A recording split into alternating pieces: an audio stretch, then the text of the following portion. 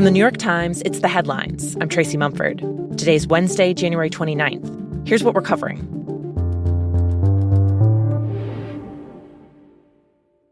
Employees of the United States government got an unexpected email yesterday from the Office of Personnel Management. The subject line, "Fork in the Road." Inside was an offer. Stay at your job as part of a, quote, reformed federal workforce, or take a buyout and leave. The offer covers roughly 2 million federal workers. It's part of the Trump administration's effort to drastically reduce the size of the government and to push out people who don't support the president's agenda. The email warned that people who do choose to stay will face what it called enhanced standards of conduct to ensure that workers are, quote, reliable, loyal, trustworthy. For people who want the buyout, they were asked to simply write back the word resign and hit send. Not all federal employees are eligible for the deal.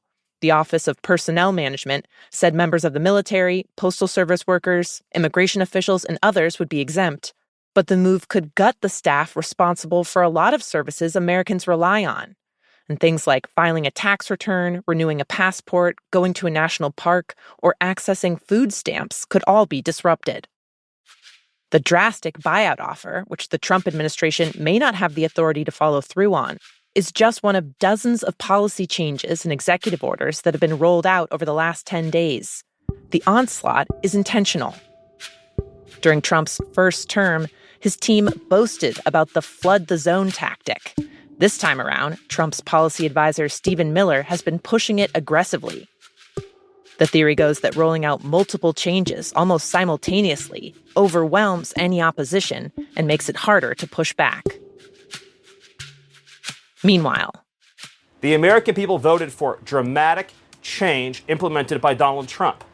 So it is essential for him to get control of government. On Tuesday, Miller went on CNN to defend one of the president's most dramatic directives so far, his attempt to freeze trillions of dollars of federal funding. Okay. Either Donald Trump gets political control over this government and ends the waste, abuse, and fraud on the American people, or we let bureaucrats autopilot federal spending. The freeze created a surge of confusion and panic across the country before a federal judge temporarily blocked it.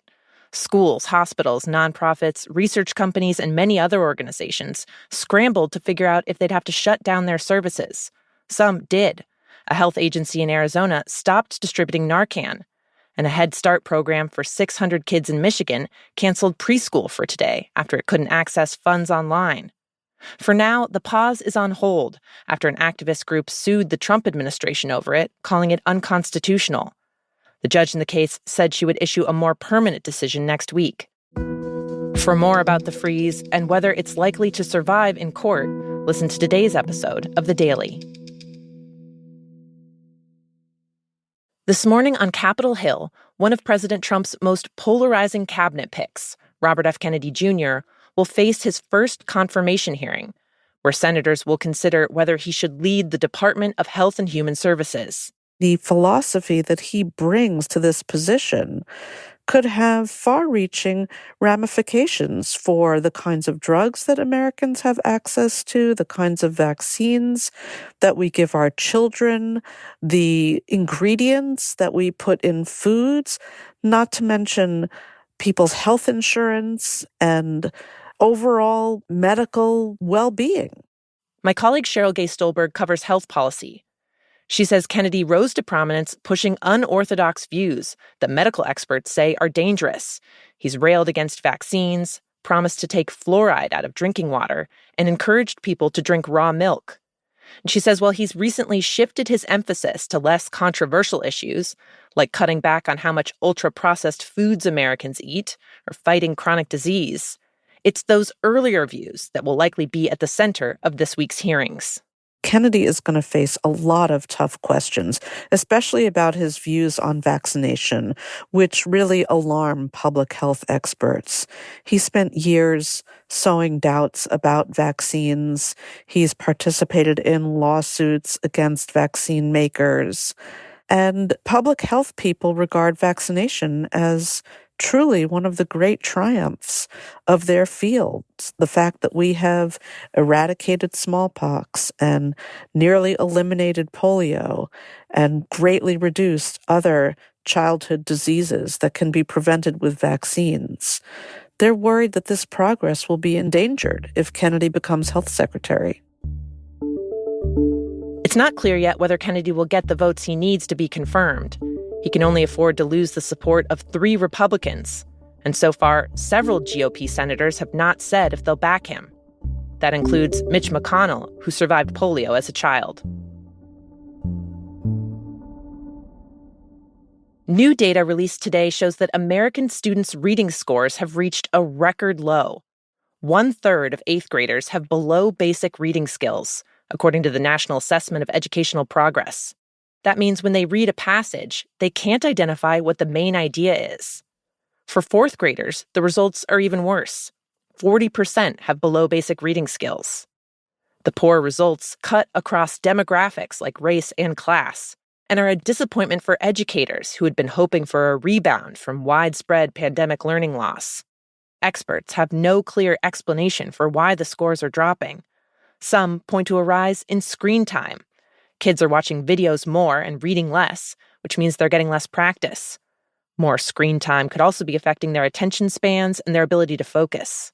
Other experts point to how much school kids are missing. The percentage of American students who are chronically absent is still far higher than it was before the pandemic.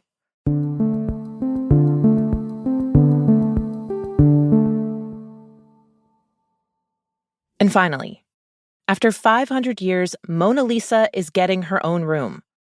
French President Emmanuel Macron announced that the Louvre Museum in Paris, which houses Da Vinci's masterpiece, is expanding, and the plans include a special exhibition space just for the painting.